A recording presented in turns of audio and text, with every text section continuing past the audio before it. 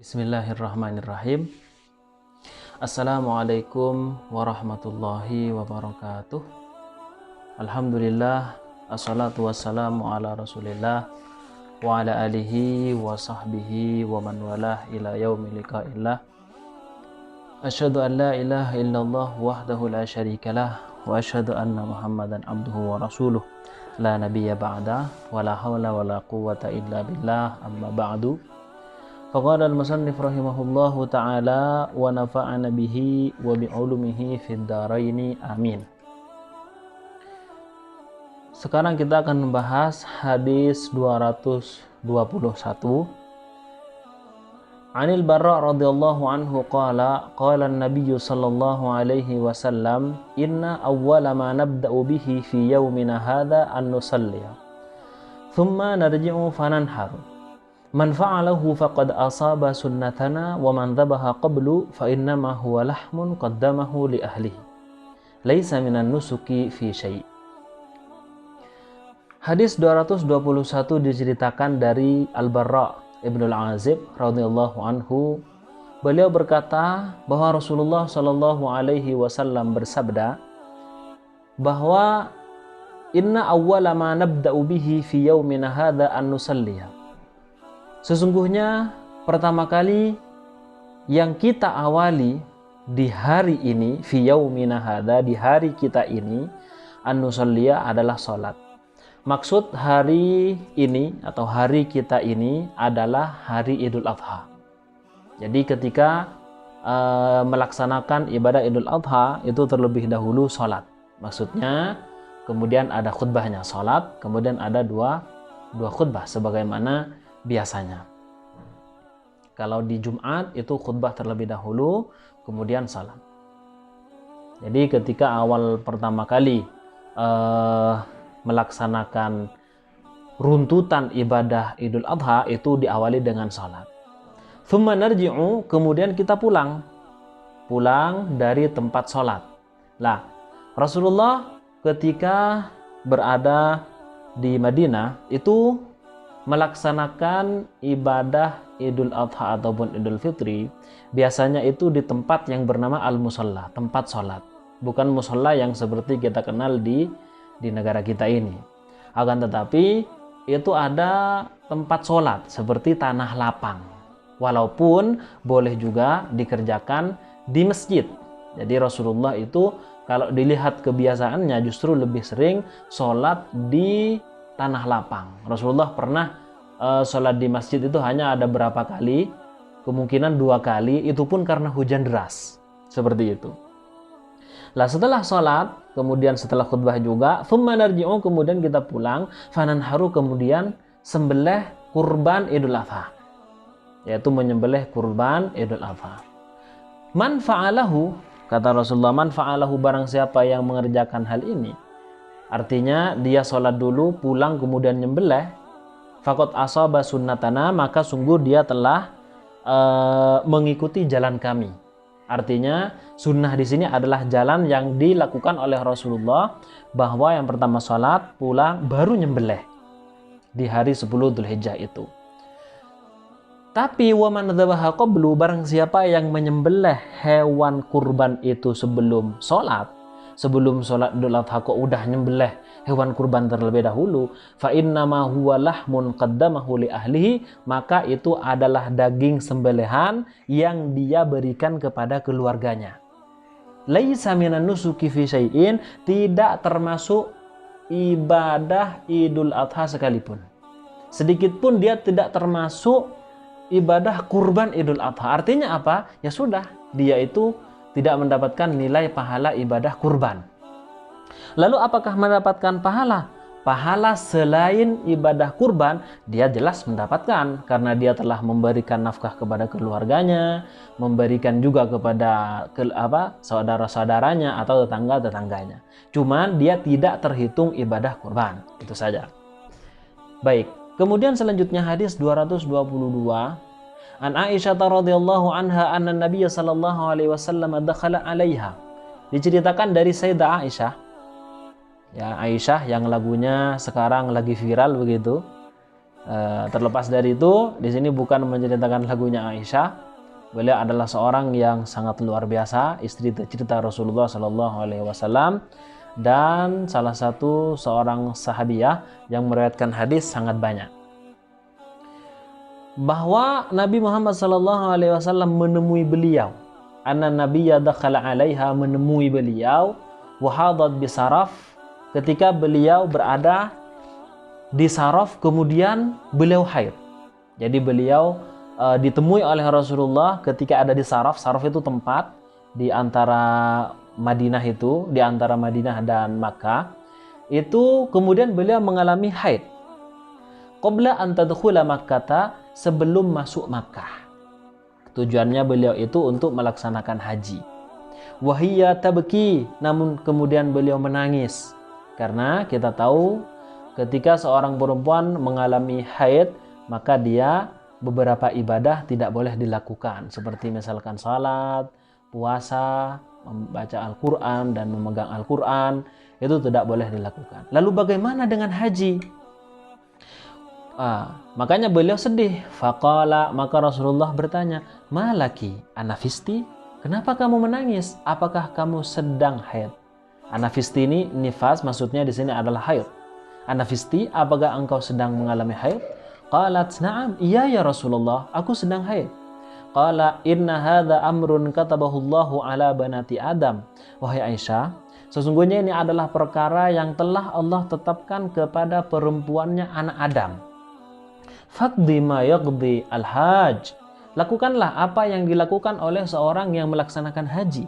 Ghaira an la tatufi bil bait, hanya saja kamu tidak boleh bertawaf di Ka'bah. Kalau selainnya silakan dilakukan. Hanya saja tawafnya itu tidak boleh dilaksanakan. Lalu bagaimana? Ya tetap harus diqadha. Seperti itu. Makanya ada sebagian orang ketika akan melaksanakan haji, dia mengkonsumsi pil yang sekiranya tidak terjadi haid. Apakah boleh hukumnya? Boleh saja. Selama tidak kemudian pil tersebut membuatnya selamanya tidak hamil. Kalau sekiranya membuatnya selamanya tidak hamil, maka itu hukumnya haram. Falamma kunna biminan, ketika kita sudah ada di Mina, utitu bilahmi baqarin, ketika mabit di Mina, aku dibawakan dengan dagingnya sapi. Nah, orang Arab ini tidak begitu biasa mengkonsumsi sapi. Orang Arab itu lebih biasa mengkonsumsi kambing, onta. Kalau sapi itu jarang-jarang. Karena memang selain itu hewan yang satu ini sapi, walaupun hidup cuma tidak banyak. Fakultu, kemudian aku berkata, mahada, daging apa ini?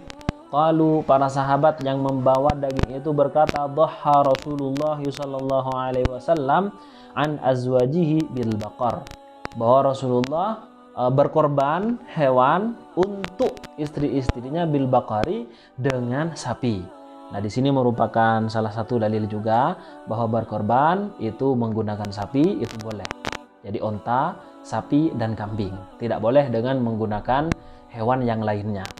Menurut ketentuan dari Rasulullah Shallallahu Alaihi Wasallam. Kemudian selanjutnya hadis 223. An Abi Bakrah radhiyallahu anhu, dari Abu Bakrah radhiyallahu anhu, anin Nabi sallallahu alaihi wasallam, dari Nabi sallallahu alaihi wasallam, annahu qala, bahwa beliau berkata, bersabda ya, az-zamanu qad istadara kahayatihi yawma khalaqallahu samawati wal arda, bahwa zaman itu selalu berputar, kahayatihi, sebagaimana keadaannya, yauma khalaqallahu samawati wal arda, yaitu pada hari Allah menciptakan langit dan bumi. Artinya semenjak Allah ciptakan langit dan bumi, hari itu selalu berputar dan sama. Nah, di sini menceritakan bahwa Allah menetapkan di dalam satu tahun. Coba lihat selanjutnya, sanatu asanatu, satu tahun itu, isna asyara syahra, itu ada 12 bulan.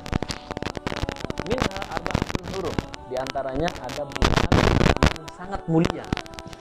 Nah, jadi sebagaimana di dalam ayat, Inna iddatash syuhuri 'indallahi 12 syahr. Yauma khalaqallahu samawati wal arda. Hitungan bulan itu di sisi Allah itu adalah 12 bulan. Kenapa hal ini menjadi penting? Karena dahulunya orang-orang jahiliyah itu sesuka hati membuat bulan. Artinya mereka terkadang membuat bulan itu Muharram itu biasanya diundur karena ada sesuatu, berarti karena ada peperangan misalnya. Oh, ini Muharramnya bulan depan saja, ya sekarang lain. Atau misalkan Safar ini diganti Muharram saja. Jadi seperti mereka sesuka hati. Makanya kemudian kenapa hal ini menjadi penting? Karena kebanyakan syariat di dalam Islam kaitannya itu menggunakan bulan-bulan Hijriyah, di mana ada 12. Dan ternyata kebetulan di bulan Masehi pun juga ada 12 bulan. Minha arba'atun hurum, diantaranya ada 4 bulan yang mulia. Thalathun mutawaliyat, ada 3 yang berurutan. Apa saja? Dzulqa'dah wa Dzulhijjah wal Muharram. Kemudian 1 tidak berurutan, apa? Wa Rajab dan Rajab Mudhar. Ini adalah Rajab adalah mulia. Alladzi baina Jumada wa Sya'ban, yang mana ada di antara Jumadal Akhir dan antara Sya'ban. Ayu syahrin hadza? Kemudian Rasulullah bertanya kepada sahabat, ayu syahrin hadza? Bulan apa ini? Qulna Allahu wa rasuluhu a'lam. Allah dan Rasulnya lebih mengetahui. Ini merupakan salah satu adab yang dimiliki oleh para sahabat ketika Rasulullah bertanya, maka mereka mengatakan Allahu wa rasuluhu a'lam. Fasakata. Kemudian Rasulullah diam hatta dhananna annahu sayusammihi bi ghairi ismihi. Kami mengira bahwa Rasulullah akan memberi nama bulan ini dengan selain namanya. Qala. Kemudian Rasulullah bersabda, "Alaysa Dzulhijjah? Bukankah bulan ini adalah bulan Dzulhijjah?" Qulna bala. Betul ya Rasulullah, kata para sahabat. Qala ayu baladin hadza?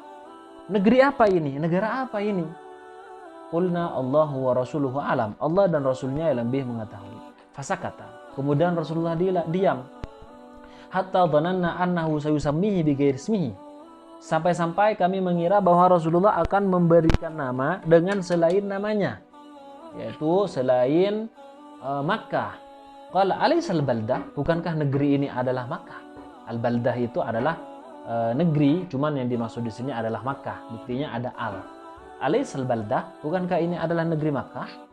Qulna bala, ya Rasulullah, kata sahabat. Betul wahai Nabi. Qala fa ayyu yaumin hadza? Hari apa ini? Kata Rasulullah. Qulna Allahu wa rasuluhu a'lam. Allah dan Rasulnya yang lebih mengetahui. Fasakata. Seperti biasa Rasulullah kemudian diam hatta dhananna annahu sayusammihi bi ghairi ismihi. Sampai-sampai kami mengira bahwa Rasulullah akan merubah namanya dengan nama selain nama itu sendiri. Kemudian Rasulullah bersabda, "Alaysa yauman nahri?" Bukankah sekarang ini adalah hari kurban? Idul Adha maksudnya sebelum Idul Hijjah. Qulna bala, ya Rasulullah, betul. Qala, kemudian Rasulullah mengatakan, "Fa inna dima'akum wa amwalakum." Sesungguhnya darah-darah kalian, wa amwalakum, harta-harta kalian. Qala Muhammad, lah perawi hadis ini yaitu Muhammad bin Sirin, Muhammad bin Sirin maksudnya. Wa ahsibuhu, dan aku mengira Abu Bakrah itu qala mengatakan bahwa Nabi bersabda wa aradakum, dan juga harga diri kalian. Kalau kita baca hadisnya saja, fa inna dima'akum wa amwalakum wa aradakum alaikum haram. Haram atas kalian. Artinya darah itu diharamkan untuk ditumpahkan. Harta itu diharamkan untuk dicuri. Kemudian harga diri itu diharamkan untuk direndahkan. Kahurmati yaumikum hadza, sebagaimana kemuliaan hari kalian ini. Fi baladikum hadza, di negeri kalian ini yaitu Makkah. Fi syahrikum hadza, di bulan kalian ini. Wasatalqauna rabbakum, dan kalian akan bertemu Tuhan kalian. Fayas'alukum an a'malikum, dan Allah akan menanyakan kalian tentang amal-amal kalian. Apa yang kalian lakukan di dunia, maka Allah akan menanyakan nanti di akhirat. Ala, ketahuilah, Fala tarji'u ba'di dhullala. Janganlah kalian kembali setelah aku pada kesesatan. Yadrib ba'dukum riqaba ba'd. Sehingga satu sama lain di antara kalian itu saling membunuh. Ala liyuballighi syahidul ghaib. Ketahuilah, hendaklah orang yang menyaksikan sekarang, yang hadir sekarang ini menyampaikan kepada yang tidak hadir, yang sedang berhalangan. Fala'alla ba'da man yablughuhu an yakuna aw'alahu min ba'di masal. Barangkali sebagian orang yang sampai kepadanya kabar ini itu lebih sadar, lebih memahami, lebih menjaga min ba'di man sami'ahu, daripada orang yang mendengarkan perkataanku ini. Tsumma qala, kemudian Rasulullah berkata, ala hal ballagtu, bukankah aku telah menyampaikan? Artinya Rasulullah telah menyampaikan nasihat, Rasulullah telah menyampaikan kewajibannya sebagai Rasul, yaitu menyampaikan risalah kenabian ini. Jadi ini merupakan pertanyaan yang sudah tidak perlu untuk dijawab. Bukankah aku telah menyampaikan? Bukankah risalah ini telah aku sampaikan kepada kalian? Ya jelas, karena Rasulullah sudah menyampaikannya. Kemudian selanjutnya hadis 224. An Aliyin radhiyallahu anhu ata ala babir rahaba. Dari Ali radhiyallahu anhu, beliau datang di pintu Rahabah bima'in, dengan membawa air. Jadi membawa segelas air, fasyariba qa'iman. Kemudian beliau minum dalam keadaan berdiri. Nah, di sini dalam hadis ini menyebutkan bahwa Sayyidina Ali minum dalam keadaan berdiri. Lah, sahabat yang melihat hal ini seakan-akan mengingkarinya. Lah, beliau sebelum sahabat itu mengingkarinya langsung mengatakan, inna nasan yakrahu ahaduhum an yashraba wa huwa qa'imun. Sesungguhnya manusia tidak menyukai di antara mereka untuk minum sedangkan dia dalam keadaan berdiri. Wa inni, sedangkan aku ra'aitun nabiyya, melihat Rasulullah sallallahu alaihi wasallam, fa'ala kama ra'aitumuni fa'altu, melakukan sebagaimana kalian melihat aku sekarang melakukan. Artinya Rasulullah pernah minum dalam keadaan berdiri. Lalu bagaimana dengan hadis-hadis yang menyatakan bahwa dilarang untuk minum dalam keadaan berdiri? Bahwa ketika minum berdiri, misalkan dalam hadis ya, la yashrabanna ahadukum qa'iman. Dalam sebuah hadis riwayat Muslim, janganlah kalian minum dalam keadaan berdiri. Lah, seakan-akan bertentangan. Oh tidak. Memang Rasulullah sangat menganjurkan minum dalam keadaan duduk dan minum dalam keadaan duduk. Lalu bagaimana dengan ini? Ini adalah satu penjelasan bahwa minum dalam keadaan berdiri itu hukumnya boleh. Kapan Rasulullah minum dalam keadaan berdiri? Pernah ketika Rasulullah minum air Zam-Zam dalam keadaan berdiri. Itu menunjukkan bahwa minum dalam keadaan berdiri itu hukumnya adalah boleh. Dan minum dalam keadaan duduk itu hukumnya adalah sunnah. Lah, bagi seorang yang menjadi pemimpin umat, nah dia itu memang dianjurkan untuk melakukan hal seperti ini. Misalkan orang memahami bahwa minum itu harus duduk. Bahkan di antara mereka itu bahkan ada yang mengatakan wajib dan haram berdiri. Lah, kemudian kita sebagai seorang pemimpin, seorang yang ditokohkan seperti itu, maka sekali-kali minum dalam keadaan berdiri di hadapan orang yang mengatakan seperti itu, bahwa minum dalam keadaan duduk itu hukumnya wajib. Seperti itu. Nah, dengan tujuan apa? Agar mereka tidak mengira perkara yang sunnah menjadi wajib. Dan agar mereka tidak menyangka perkara yang makruh menjadi haram. Oh, jelas ini nggak boleh. Makanya itu adalah hukumnya berdiri, minum dalam keadaan berdiri itu hukumnya adalah makruh saja. Artinya menunjukkan kebolehan, menunjukkan kejawaz, boleh seperti itu. Nah, lanjut. Kemudian hadis 225. An Abi Hurairah radhiyallahu anhu qala, Rasulullah, dari Abu Hurairah radhiyallahu anhu, beliau berkata, nahan Nabi sallallahu alaihi wasallam anisyurbi, bahwa Rasulullah melarang anisyurbi, untuk meminum, min famis siqai, dari langsung dari tempat minum. Misalkan ada tempat minum itu ceret, langsung diminum tanpa menggunakan gelas. Atau misalkan dia dari galon, langsung pakai galon tanpa menggunakan gelas.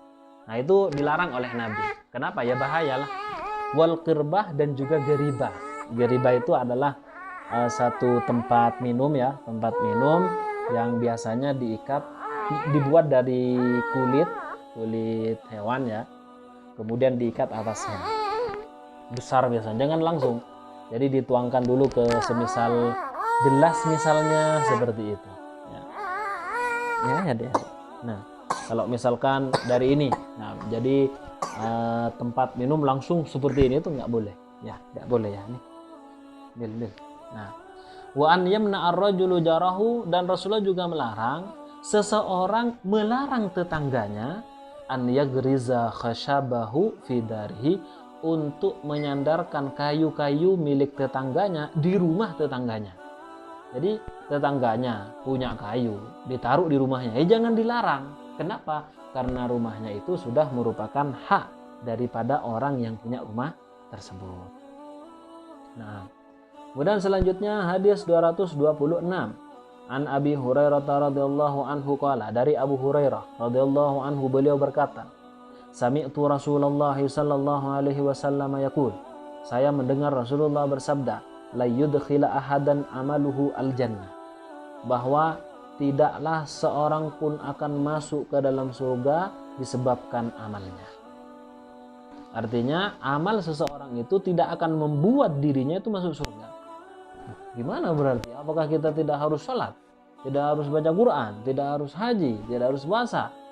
Nah, kemudian sahabat bertanya, qalu wala anta ya Rasulullah, bagaimana dengan engkau wahai Nabi? Apakah engkau juga tidak akan masuk surga disebabkan amalnya? Kemudian Rasulullah bersabda, qala wala ana, bahkan saya pun tidak begitu. Artinya masuk ke dalam surga bukan karena amal, illa an yataghammadiyani Allahu bifadlihi wa rahmatih, kecuali apabila Allah telah menurunkan rahmatnya kepada aku, ya, menyelimuti keutamaan Allah, fadalnya kepada aku, maka akan masuk ke dalam surga. Fasaddidu wa qaribu, oleh karena itulah berlaku luruslah, wa qaribu, dan teruslah bertakarrub kepada Allah Subhanahu wa taala. Makanya kita masuk ke dalam surga itu bukan karena amal, akan tapi karena rahmat Allah Subhanahu wa taala. Bahkan Rasulullah pun juga seperti itu. Akan tetapi perlu diingat bahwa rahmat Allah, keutamaan Allah akan didapat dengan salah satu caranya adalah melaksanakan perintah dan menjauhi larangannya. Nah, teman-teman, ini kurang sedikit. Wala yatamannayanna ahadukumul mauta, dan janganlah di antara kalian itu mengharap kematian. Enggak boleh. Kapan ya saya mati? Kapan ya misalkan kapan ya saya itu terkena corona biar kemudian cepat mati? Enggak boleh. Atau misalkan mengharapkan kepada orang lain, kapan ya temanku yang itu kena corona biar cepat mati, itu enggak boleh mengharapkan kematian. Imam musinan, jika dia adalah orang baik, fala'allahu an yazdada khaira, barangkali akan menambah kebaikan. Makanya jangan mengharap kematian terlebih dahulu. Barangkali dengan dia hidup lebih lama itu akan menambah kebaikannya. Makanya sebaik-baik orang itu kan mantola umruhu fi khair, orang yang umurnya panjang dalam ketaatan, dalam kebaikan. Mantola umruhu fi taatillah. Wa imma musian, dan kalau sekiranya dia orang yang jelek, orang yang ahli maksiat, fala'allahu an yasta'tiba, barangkali dia mau untuk bertaubat. Ini ya, ada punya banyak ini mainannya. Nah, makanya walaupun dia orang jelek sekalipun tidak boleh untuk mengharap kematian, apalagi dia adalah orang baik. Kalau memang baik barangkali perbuatan baiknya itu bertambah. Kalau memang orang jelek barangkali ada kesempatan untuk bertaubat. Kemudian selanjutnya hadis 227. An Ibni Abbas radhiyallahu anhu qala qala Rasulullah sallallahu alaihi wasallam asy-syifa'u fi thalathatin. Dari Ibnu Abbas bahwa beliau berkata, Rasulullah bersabda, asy-syifa'u, metode pengobatan itu fi thalathatin, ada 3. Ini bukan kemudian menafikan metode pengobatan yang modern, enggak. Ini pengobatan yang saat itu ada dan bahkan berlaku sampai sekarang.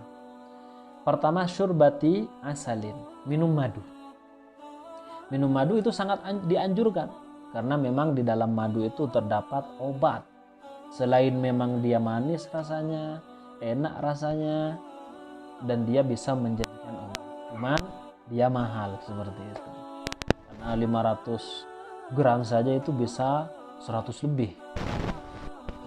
Wasyartati mihjamin. Wasyartati mihjamin. Yang kedua adalah menggunakan bekam, candu atau hijam.